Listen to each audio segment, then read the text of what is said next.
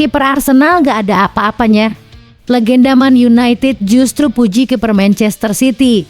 Seperti binatang raksasa bikin striker lawan panik. Bernardo Silva mencak-mencak. Kapten Manchester City kesal berat soal jadwal padat. Tino Livramento bukan satu-satunya. Pep Guardiola ternyata sempat incar pemain kunci Newcastle lainnya. FL Cup, Pep Guardiola siap rombak total skuad Manchester City saat hadapi Huddersfield.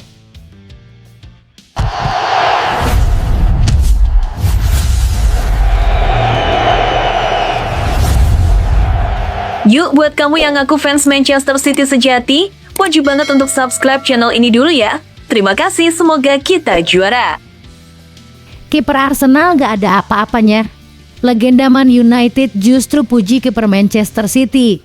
Seperti binatang raksasa bikin striker lawan panik. Kiper anyar Manchester City, Gianluigi Donnarumma, baru-baru ini mendapat pujian tinggi dari sosok yang mengejutkan Gary Neville, legenda besar Manchester United. Menariknya, sanjungan itu datang usai Donnarumma justru kebobolan gol pertamanya dalam laga kontra Arsenal yang berakhir imbang 1-1. Alih-alih menyalahkan, Neville justru memuji mentalitas dan gaya main Donnarumma. Ia menilai keputusan sang kiper untuk maju dari garis gawang menunjukkan keberanian luar biasa. Bahkan menurut Neville lebih baik membuat kesalahan karena berani daripada bermain pasif. Yang lebih menarik, Neville secara terbuka membandingkan Donnarumma dengan David Raya dari Arsenal. Ia menempatkan Donnarumma sejajar dengan Alisson Becker dan menyebut dirinya lebih menyukai kiper bertipe raksasa yang bisa mengintimidasi lawan. Donnarumma itu binatang. Kehadirannya membuat striker berpikir dua kali, tegas Neville. Pujian dari legenda rival abadi tentu menjadi perbincangan menarik. Apakah Anda setuju dengan pandangan Neville? Siapa kiper terbaik Premier League saat ini menurut Anda? Yuk tulis pendapatmu di kolom komentar.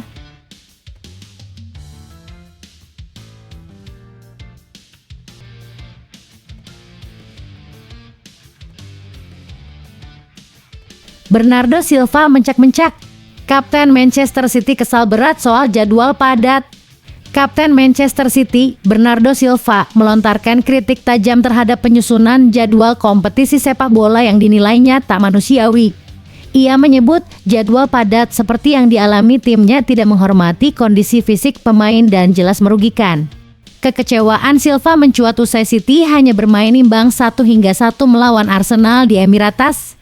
City baru saja bertanding melawan Napoli di Liga Champions 66 jam sebelumnya, sementara Arsenal punya waktu pemulihan hampir 2 hari lebih lama. Kami tidak bisa menghadapi pertandingan sepenting ini dengan kondisi seperti itu. Ini tidak adil, tegas Silva. Menurutnya, hasil akhir bukan soal strategi semata, tapi cerminan ketimpangan waktu istirahat antar tim. Meski Pep Guardiola tak banyak melakukan rotasi, Silva yakin faktor kelelahan punya pengaruh besar. Mereka punya waktu 5 hari, kami hanya 2,5. Itu tidak cukup, tambahnya. Ia bahkan mengaku tidak dalam kondisi fisik terbaik saat bermain. Banyak orang tidak tahu betapa beratnya bermain di level tertinggi. Anda harus fit 100%, tutup Silva. Bagaimana menurut kalian, wajar nggak sih Silva protes soal jadwal? Atau justru ini bagian dari risiko jadi pemain top? Yuk tulis pendapatmu di kolom komentar.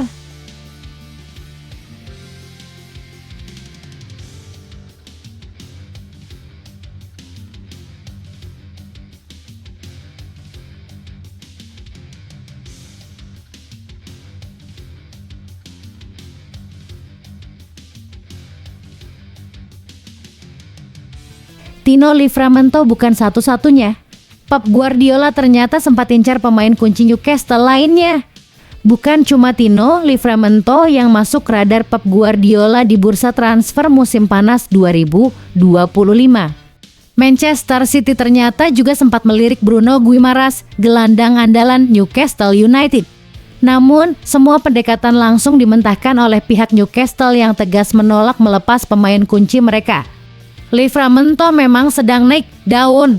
Performa konsisten bersama Newcastle membuatnya jadi incaran utama City untuk memperkuat lini belakang. Tapi di tengah diskusi mengenai Livramento, nama Bruno Guimaraes ikut mengemuka. City diketahui sudah lama mengagumi sang gelandang sejak kedatangannya dari Lyon. Namun menurut pakar transfer Graham Bailey, ketertarikan pada Bruno tak pernah berkembang karena Newcastle langsung menolak mentah-mentah. Tak ada negosiasi resmi dan City akhirnya mengalihkan target ke Tijani Reijnders dari AC Milan. Bruno sendiri kini jadi kapten Newcastle dan pemain favorit publik James Park. Kecintaan fans dan tekadnya bertahan membuat rumor ke Etihad selalu kandas. Menurut kamu, apakah keputusan Newcastle mempertahankan dua bintangnya ini sudah tepat? Atau seharusnya mereka bukan negosiasi? Yuk tulis pendapatmu di kolom komentar.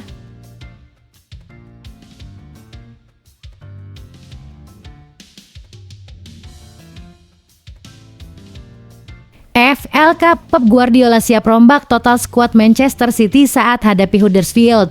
Manchester City diprediksi bakal tampil dengan wajah berbeda saat melakoni laga putaran ketiga EFL Cup melawan Huddersfield Town di Stadion John Smith S. Rabu waktu setempat atau Kamis 25/9 pukul 01.45 waktu Indonesia Barat. Cedera jadi alasan utama Pep Guardiola akan melakukan rotasi besar-besaran. The Citizens dipastikan tanpa Ryan Cherky, Omar Marmoush, Mateo Kovacic, Ryan Ait-Nouri, dan Calvin Phillips. Selain itu, Erling Haaland, Nico O'Reilly, dan Abdulkadir Kusanov juga diragukan tampil usai mengalami cedera dalam laga kontra Arsenal. Namun, ada kabar baik, John Stones sudah kembali dan siap jadi starter setelah absen 2 laga terakhir. Ia kemungkinan akan memimpin lini belakang bersama Nathan Ake, Matheus Nunes, dan Rico Lewis. James Trafford juga diprediksi akan menggeser Gianluigi Donnarumma di bawah Mistar. Di lini tengah, Nico Gonzalez bisa menggantikan Rodri dengan Tijani Reijnders dan Bernardo Silva tetap mengisi pos gelandang.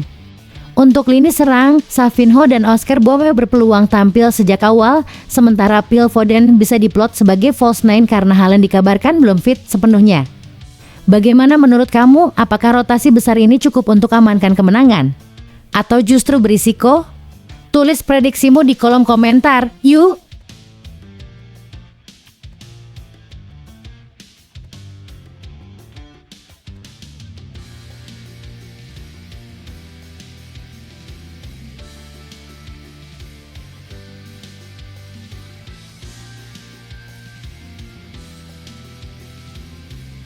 Kala Bruno Fernandes menjelma jadi denyut jantung Manchester United. Bruno Fernandes kembali menunjukkan kelasnya bersama Manchester United. Dalam kemenangan tipis 2-1 atas Chelsea di Old Trafford akhir pekan lalu, sang kapten mencuri perhatian termasuk dari mantan striker setan merah, Dimitar Berbatov. Dalam wawancara bersama Premier League Productions, Berbatov tak ragu menyebut Fernandes sebagai otak permainan MU. Gol pembuka yang dicetak Bruno bukan hanya penting, tapi juga menunjukkan kualitas teknis luar biasa. Menurut saya, dia adalah pemain paling kreatif di skuad United saat ini. Dia tahu kapan harus mengumpan dan bagaimana menciptakan peluang, puji Berbatov. Ia juga menyebut bahwa gol Bruno ke gawang Chelsea bukanlah gol mudah. Itu gol yang luar biasa dan punya tingkat kesulitan tinggi, tambahnya. Performa Fernandes memang terus konsisten meski MU kerap tampil naik turun musim ini. Dengan perannya yang kian vital, wajar jika ia dijuluki denyut jantung permainan setan merah. Akhir pekan ini, United akan menghadapi Brentford di GTEC Community Stadium. Mampukah Bruno kembali mencatatkan namanya di papan skor? Bagaimana menurut kalian, apakah Fernandes memang layak disebut sebagai pemain paling krusial di MU saat ini? Yuk tulis opinimu di kolom komentar.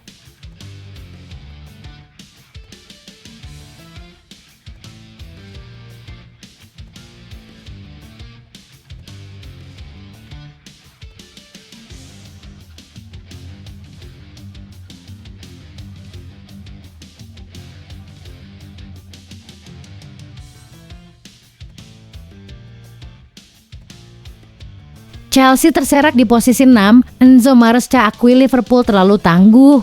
Pelatih Chelsea, Enzo Maresca, mengakui kekuatan luar biasa Liverpool di awal musim Premier League. The Reds tampil sangat dominan dengan menyapu bersih 5 laga awal dan memuncaki klasemen dengan 15 poin, unggul 5 angka dari pesaing terdekat. Sebaliknya, Chelsea justru tengah terseok di posisi ke-6 usai ditahan imbang Brentford dan kalah dari Manchester United. Kini selisih poin mereka dengan Liverpool melebar hingga 7 angka. Maresca pun menyebut dominasi Liverpool bukan kebetulan. Mereka belanja besar lebih dari GBP 400 juta musim panas ini. Wirtz dan Isak jadi bukti keseriusan mereka memburu gelar Premier League dan Liga Champions, ungkapnya kepada The Guardian. Maresca juga menyoroti tantangan timnya, terutama soal cedera Cole Palmer. Pemain muda itu mengalami masalah pada selangkangan saat laga melawan MU. Meski bukan cedera parah, Maresca menekankan pentingnya manajemen fisik pemain di tengah jadwal padat, termasuk persiapan ke Piala Dunia antar klub. Kami harus lindungi Cole. Ini cedera yang bisa membaik atau memburuk kapan saja, jadi kami akan evaluasi dari hari ke hari, tutupnya. Menurut kamu, mampukah Chelsea mengejar Liverpool musim ini? Atau The Reds sudah terlalu jauh melaju? Yuk tulis pendapatmu di kolom komentar.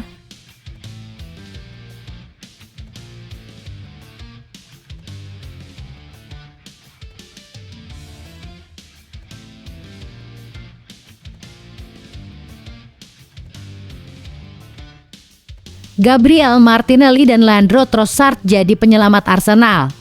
Arsenal nyaris menelan kekalahan saat menjamu Manchester City di pekan kelima Premier League Minggu (21 September 2025).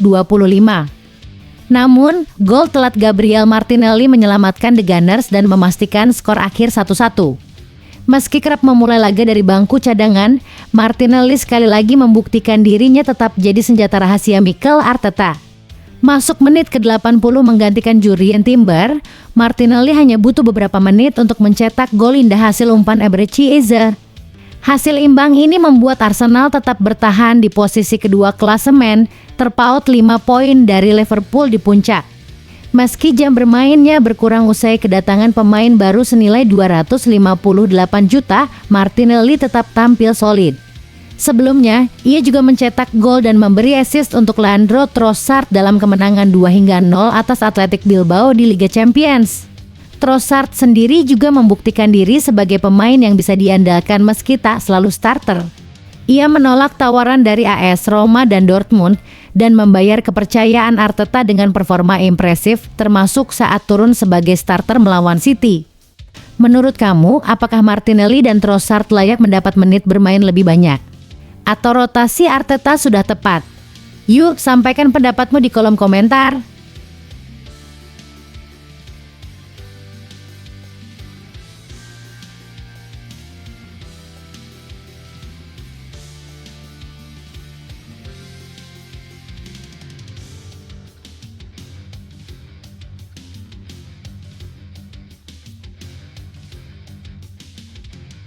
Rhys Williams berpeluang kembali bela Liverpool setelah 29 bulan. Liverpool akan menjamu Southampton di putaran ketiga EFL Cup Rabu (24 September 2025) dini hari waktu Indonesia Barat. Laga ini diperkirakan akan jadi ajang rotasi besar bagi Arne Slot, terutama di lini pertahanan. Virgil van Dijk dan Ibrahima Konate bakal diistirahatkan, membuka peluang bagi pemain pelapis untuk unjuk gigi. Joe Gomez dipastikan turun sebagai starter pertamanya musim ini dan akan didampingi rekrutan anyar berusia 18 tahun, Giovanni Leoni. Tapi sorotan justru mengarah pada Rhys Williams. Bek Akademi Liverpool itu berpeluang kembali ke skuad utama untuk pertama kalinya dalam 29 bulan. Terakhir kali Williams masuk bangku cadangan The Reds adalah saat hasil imbang 4-4 lawan Southampton, Mei 2023. Ia sempat jadi pahlawan dadakan musim 2020/21 ketika membantu Liverpool finish ketiga di Premier League saat krisis bek tengah. Namun, kariernya sempat meredup usai serangkaian peminjaman yang kurang sukses. Musim lalu ia tampil reguler bersama Morecambe di Ligue 2 meski timnya terdegradasi. Kini memasuki tahun terakhir kontraknya, Williams bertahan di Anfield dan bahkan memimpin tim Ustrip 21 di EFL Trophy. Mungkinkah ini awal dari kebangkitan kariernya? Bagaimana menurut kamu? Apakah Rhys Williams pantas diberi kesempatan kedua di tim utama Liverpool? Yuk, beri pendapatmu di kolom komentar.